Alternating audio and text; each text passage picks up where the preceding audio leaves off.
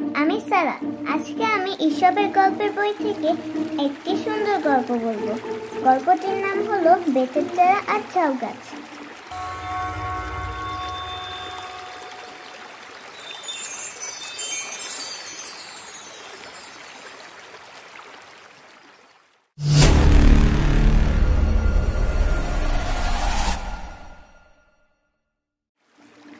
ফুল ফুল করে বয়ে যাওয়া ছোট্ট একটা নদী, তারই পারে গজিয়ে উঠেছে বেত বনে ছোট্ট ছোট্ট বেতচারা।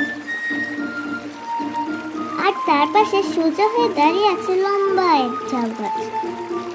ঝাউ গাছ যেমন অহংকারী তেমনই উদ্ধত। অন্য কার দিকে তার ভ্রক্ষেপই নেই। মাথা নোয়াতে তো জানিই না, এমনকি একটু ঝুঁকতেও রাজি নয়।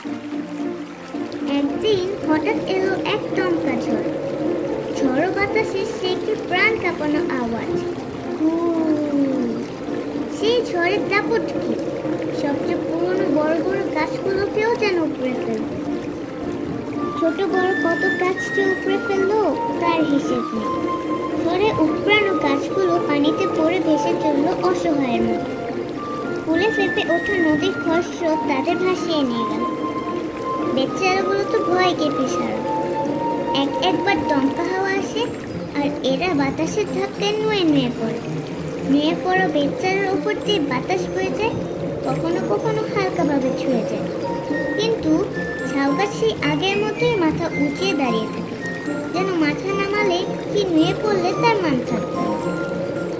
দাঁড়িয়ে দাঁড়িয়ে ঝাউ গাছ দেখতে লাগলো চারা গাছগুলোকে ঝড়ের ঝাপটা কিভাবে শেকড় শুদ্ধ উপড়ে ফেলছে। মনে মনে বরং সে খুশি এদের দুর্গতি দেখে। এবার প্রবল বাতাসের হানা, তবুও ঝাউ গাছ মাথা নোয়াতে রাজি নয়। হঠাৎ চারদিক কাঁপিয়ে একটু নিঃশব্দ হরাস। বিরাট উঁচু সেই ঝাউ গাছ গোড়া থেকে উপড়ে পড়ে গেছে, আর পড়েছে একেবারে স্রোতের মুখে। ফুলে ফেঁপে ছুটে চলেছে নদী। তুফানের মুখে তাতেই পড়ে ভেসে গেল ঝাউ গাছ। স্রোতের টানে ভেসে যেতে যেতে দেখতে পেল ঝাউ গাছ বাতাস যেদিকে বইছে সেদিকেই বেচারাগুলো নুয়ে পড়েছে। ওরা একেবারে নিরাপদ।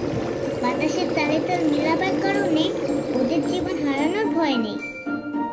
এই গল্পটি থেকে আমরা যে শিখলাম সেটা হলো অহংকারীর পতন অবশ্যম্ভাবী।